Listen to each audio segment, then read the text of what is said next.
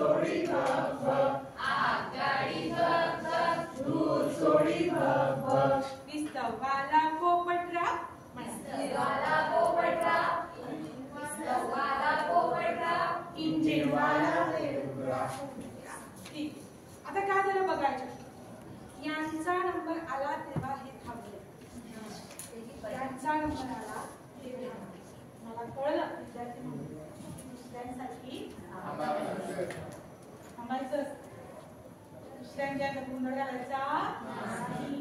काय केलं आपलं मूल्य शिक्षण, मूल्य शिक्षण केलं जिथे आपण भाषेचाच विचार करतोय, मूल्याधिष्ठित, काल सुसंगत, व्यवसाय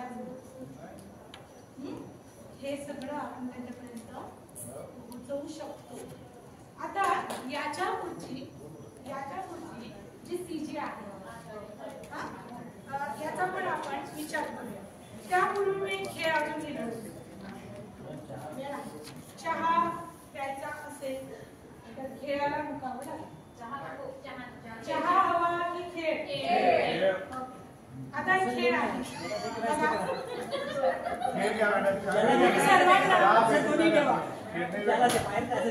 तुम्हाला सर्वांना राजा राम मोहन रॉय माहिती का? इतिहास शिकवणार नाही ना राजा राम मोहन रॉय माहिती आहे? आता मी ऍक्शन दाखवतो तुम्हाला. मी जेव्हा म्हणेल राजा, राजा राम मोहन, परत सांग, राजा राम मोहन रॉय. ठीक आहे, राजा राम मोहन रॉय. तुम्हाला ऍक्शन कळाली? आता मी जे सांगते तेवढंच करायचं, दुसरं काही करायचं पहिले तो कर. कारण काय वर्गण करायला हवी ना.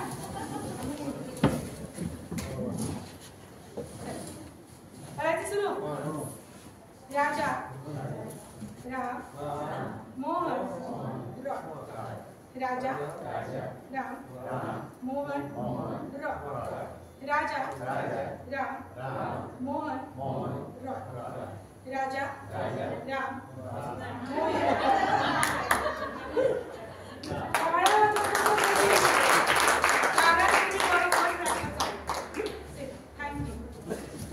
आता बघा मी काय सांगते, मी जे सांगेल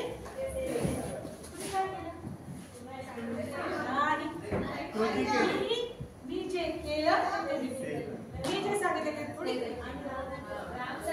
मी तुम्हाला राम सांगितलं, मी असं केलं, मी तर तुम्हाला राम सांगितलं, मी थोडी तुम्हाला असं करायचं. हेच हाच आपला प्रॉब्लेम आहे शिक्षक, की आपण बघतोय नकारात्मक गोष्टी बघतोय आणि त्या आत्मसात करतोय, पण आपण ऐकत नाही. आणि मग त्यामुळे काय होतंय, अभ्यासक्रमाची ध्येय, निष्पत्ती, अनुभव आणि कंटेंट तितकासा चांगला पोहोचत नाहीये. म्हणून आपण बोलत होतोय की बाबा मुलांना येत नाही, काय नाही, एवढं मोठे धोरण नाही, काय करायचं समजत नाही. हे आपण त्यांच्यापर्यंत पोहोचत नाही. पुढचे आपण सीजी घेऊया. या सीजीचा विचार आपण केलेला आहे श्रवण भाषण संभाषण. आता आपण या पुढच्या जर सीजीचा विचार केला तर बघा, ही जी सीजी आहे ही येते वाचन आणि लेखन. ठीक आहे, वाचन आणि लेखन. आता बऱ्याचदा असं आपल्याला अनुभव येतो की वाचन आणि लेखन शिकवणं फार अवघड आहे, त्याला वर्ष लागून जातात. आणि हे म्हणतात की शब्द वाचा, अजून वाक्य वाचा, परिच्छेद वाचा, गोष्टी वाचा, उतारा वाचा. कसं शक्य? वाचन ही प्रक्रिया जर आपण योग्य पद्धतीने अवलंबली खूप छान आणि सोपी पद्धत. तसं बघा, मूल कसं शिकतं ते तुम्हाला एक सांगते. मला सांगा, तुम्ही मूल आहात, हे काय मुलांनो? कशावर ओळखला? चित्रावर. या चित्रात काय काय बरं? छान. या काही मी सांगितलं की वरती एक चित्र आहे आणि खाली एक छोटं चित्र आहे. मूल हे चित्र म्हणून वाचतात. त्याला हे नाही माहिती असणार आहे हा क आणि हा क आहे. आपण जे परंपरागत शिकवत आलो अ आ इ ई हे बरोबर आहे. तुम्ही चित्र दाखवलं, चित्राबरोबर शब्द दाखवला, मुलांनी काय बघितला, चित्र बघितलं याला पण चित्र म्हणून वाचायचं. आता दुसरी स्टेप, पुढची स्टेप काय असणार? मुलांना हे काय आहे?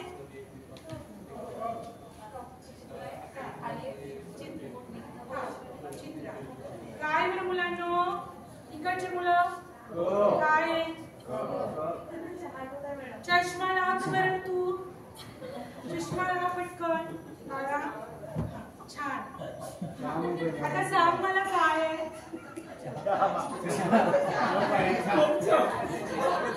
खूप छान. हीच वेळ असणार आहे आणि तुमची परीक्षा आहे. मग दाखवायचं आता मुलं वाचणार आहे. मुलांनो हे सांगा. आता मुलांनी हा शब्द काय म्हणून वाचला? त्याला आठवलं की क च्या चित्राखाली असं काही लिहिलं. हा नंतर पुन्हा आठवलं. दुसऱ्या पण स्टेप, तिसऱ्या स्टेपला त्यांनी क वाचलं. ही वाचनाची खरी पद्धत आहे ना की आपण अ अनानसाचा अ आणि मग न नळाचा न नळाचा न. हे ही पद्धत या पद्धतीने जर आपण शिकवलं तर तुमचं मूल कधीच वाचायला शिकणार नाही. कोऱ्या कागदावर सही द्यायला तयार. तर अशाच पद्धतीने आपण त्यांना शिकवू शकतो. हे शैक्षणिक साधन विकत आणलेले नाहीये, काच केलेलं नाही. आपण सहज तयार करू शकतो. सहज तयार करू शकतो. काही वेगळं वाटतं. आता मला मी शब्द शिकवला, मला वाक्य शिकवायचे. मग बघा पुन्हा मुलांनो हा काय बरं?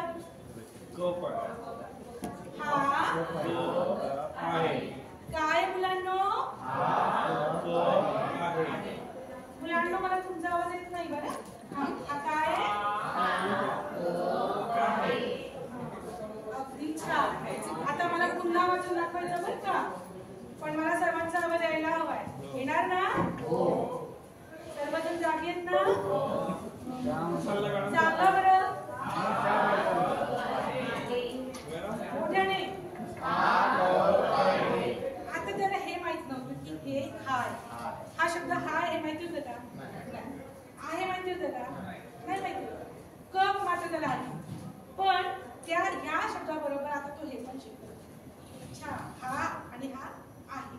आता मी एकच तुम्हाला कार्ड दाखवलं म्हणून तुम्हाला असं वाटेल की हा मॅडम एका कार्डून काय शिकवायचं. असे तुम्हाला 1700 दाखवला. भरपूर वाचन घ्या ज्याच्यामध्ये फक्त हा आहे मध्ये चित्र आणि मग त्या चित्राचा शब्द जेणेकरून त्यांचे दृढीकरणाकडे ते जातात. भाषिक दृढीकरण.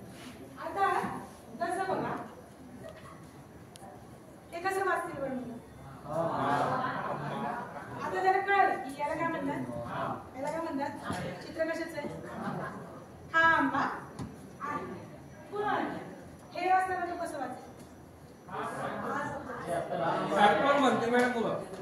ऍपल हे ऍपल पण ते म्हणतात हे सफरचंद आहे. हे सफरचंद आहे कारण की त्याने घरामध्ये म्हटलेलं असतं.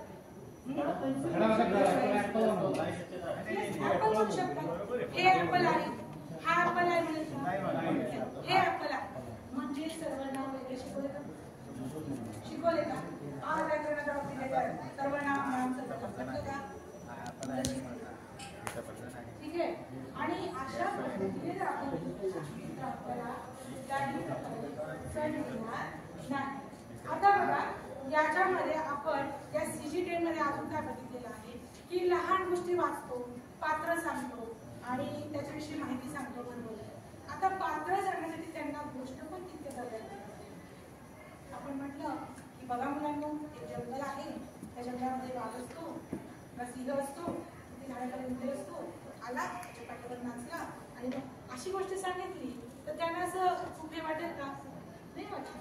अशा वेळेस तुम्हाला त्या प्राण्यांचे आवाज काढावे लागतील, कदाचित त्याचे हावभाव करावे लागतील, काही साहित्याचा वापर करावा लागेल. पण मी इथे तुम्हाला असं गृहीत धरते की तुमच्याकडे साहित्यच अवेलेबल नाही, असं मी गृहीत धरते.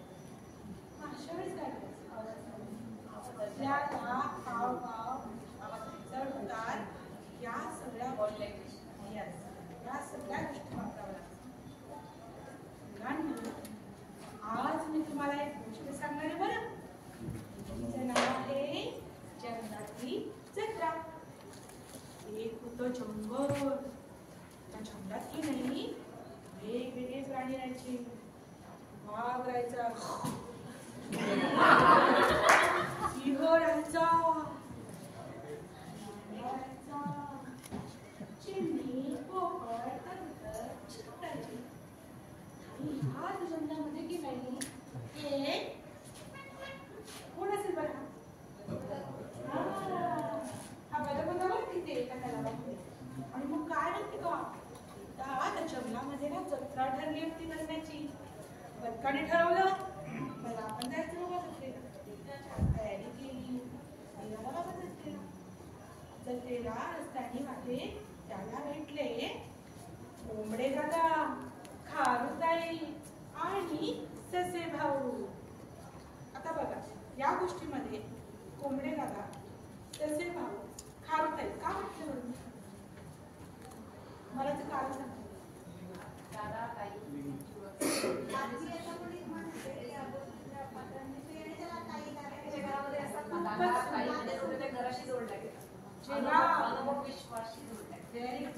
जेव्हा आपण भाषिक कौशल्याचा विचार करतो तेव्हा आपल्याला त्याच्या अनुभव विश्वाशी जोडावं लागतं. आणि मग दादा भाऊ काका ताई म्हटलं की ती कल्पना येते.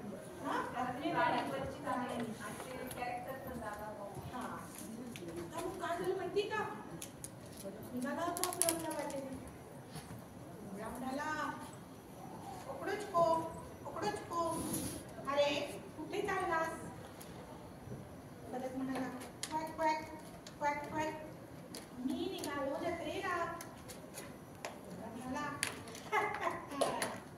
अरे जत्रेला जायला छान छान कपडे घालावे लागतात. आता तुला बघ तुला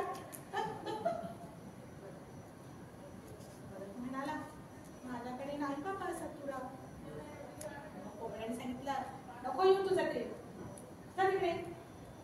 बिचारा बदक खूप नाराज झाला. हरताई म्हणाली अरे बदका तुला सरसर झाडावर चढता येते का? बदक म्हणाला नाही नको येऊ माझ्या ते. पुढे ससर बोलला अरे तुला माझ्यासारख्या टुनटुन उड्या मारता येते का? बदक म्हणाला काय म्हणाला नाही नको येऊ तुझं. बिचारा बदक नाराज झाला. त्याच्या तलावाजवळ जाऊन बसला. हे निघाले तिघे जत्रेला. आणि जत्रेला जाता जाता रस्त्यात या बदकाने विचार केला की आपण जाऊयात आपल्या जत्रेला. कोणी काही म्हणा आणि हाही निघाला. पण रस्त्यामध्ये एका ठिकाणी तिघे बसून रडत होते. का रडत असते बाबा? ते खूप जाणी निघाले होते. आणि मग त्याला दिसलं अरे छान ते नदी आहे. आणि विचारलं असे भाऊला तू का नाही जाते? तू का रडतोय? अरे मला नदीची खूप भीती वाटते, पाण्याची भीती वाटते, मला नाही पोहता येत. तेवढा म्हणाला मला पण नाही पोहता येत. खारताई म्हणाली मी तर इतकी घाबरते की मी झाडावर जाऊन बसतो. आणि मग बदक म्हणाला काही काळजी करू नका मी तुम्हाला मला पोहता येतं बरं. आणि मग त्याने पोहत तिघांना नदीच्या दुसऱ्या किनाऱ्यावर नेलं.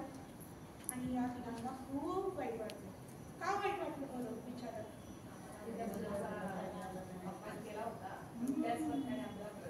आपण सांगणार नाही. ते काय म्हणतील त्याने त्याला असं येऊ नाही दिलं ना. अच्छा बरोबर. पण त्यांनी म्हटलं बरं का की अरे बरं का चल आपण जत्रेला जाऊ. आणि बदक इतकं निघाले जाऊ घे. समजली का गोष्ट? कशी उत्तरं? बघा, अशा पद्धतीने आपण जर काही गोष्ट सांगितली, आता आपण काय करायचं? एक 5 मिनिटं घेऊया, अजून थोडीशी